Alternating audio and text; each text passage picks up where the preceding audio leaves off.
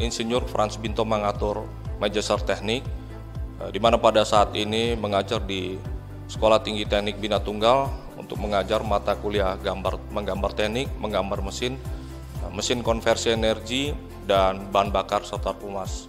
Selain daripada itu, saya juga bekerja profesional sebagai engineer dan pada saat ini baru menyelesaikan proyek pembangunan pembangkit listrik tenaga uap 2x50 MW di Kendari. Nama saya Insinyur Frans Binto Mangatur, Magister Teknik, di mana pada saat ini mengajar di Sekolah Tinggi Teknik Bina Tunggal, menyampaikan bahwa pada saat ini Indonesia sedang giat-giatnya membangun dan ilmu teknik dari sejak dulu kala sangat berperan dalam kehidupan manusia. Di awalnya ilmu teknik mungkin yang lebih umum dikenal ada 3 mata atau 3 jurusan, yaitu teknik sipil, mesin, dan elektro.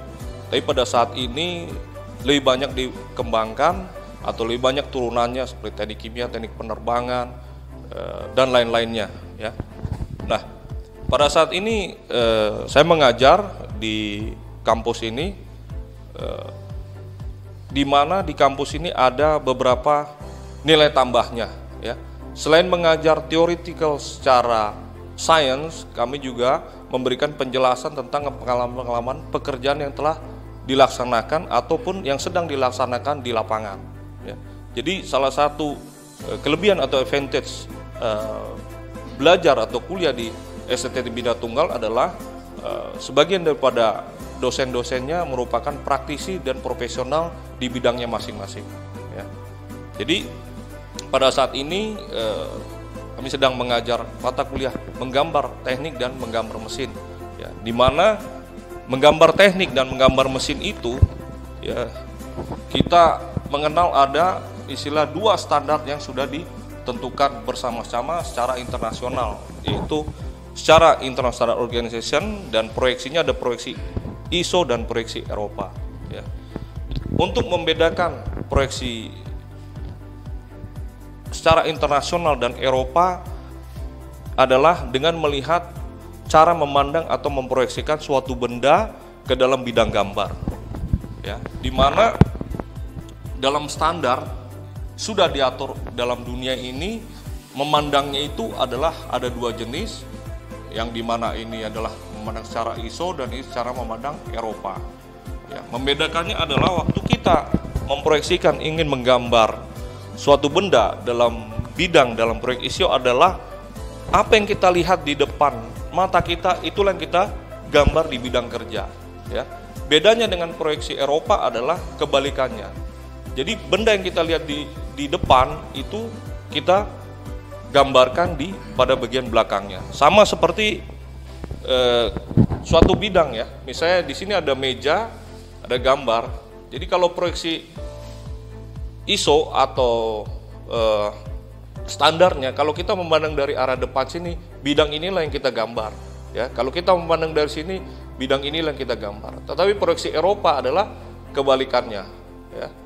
Jadi kita melihat bidang yang depan kita gambar di belakangnya. Sama dengan bidang yang di samping kiri ini kita gambar di sebelahnya. Ya. Jadi aturan ini sudah ditentukan secara internasional. Jadi pada saudara-saudara mahasiswa agar menggambar itu dengan baik dan benar, sehingga suatu saat Anda membuat plan atau membuat gambar, Anda bisa bekerja tidak hanya di sini, tapi gambar Anda itu bisa dimengerti dan dipahami, bisa dikerjakan dimanapun. Ya. Gambar ini, gambar teknik dan gambar mesin itu sudah ditentukan aturannya. Ya.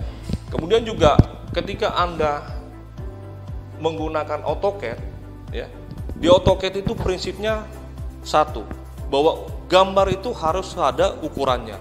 Ya. Kenapa sampai sekarang kita perlu menggambar di kertas? Kita melakukan sketsa, ya, di mana sketsa itu adalah dimensi, ya, ukuran itu belum kita ketahui. Jadi contohnya kita memproyeksikan dalam suatu bidang, ya, di mana misalnya nih kita membangun ruangan, ada meja, ada kursi, ada kaca, di mana kita belum menentukan jarak tinggi atau jarak dari samping kiri samping kanan. Untuk itu kita perlu menggambar dalam suatu proyeksi dalam benda ini. Jadi setelah kita tentukan ukuran, panjang, lebar, tinggi, baru ini kita bisa digambar AutoCAD atau kita langsung gambar di kertas gambar kita sudah bisa membuat bendanya ya. Jadi contohnya ini, jadi misalnya ini tingginya, panjangnya, ini lebarnya berapa. Tapi pada saat kita memproyeksikan suatu benda dalam suatu bidang yang ukurannya belum kita dapat tentukan, kita bisa sketsa di gambar. Jadi di Sekolah Tinggi Teknik Bina Tunggal ini, ya, sebagian dari mahasiswanya dan mahasiswanya adalah karyawan yang telah bekerja, ya, dan kepada masyarakat luas untuk yang belum dapat menempuh pendidikan di perguruan tinggi, kami bisa mengajak atau menyarankan agar dapat melanjutkan pendidikannya di Sekolah Tinggi Teknik Bina Tunggal. Begitu juga bagi mahasiswa atau siswa-siswa yang baru lulus sekolah menengah atas atau sekolah kejuruan dapat melanjutkan pendidikan di Sekolah Tinggi Teknik Bina Tunggal.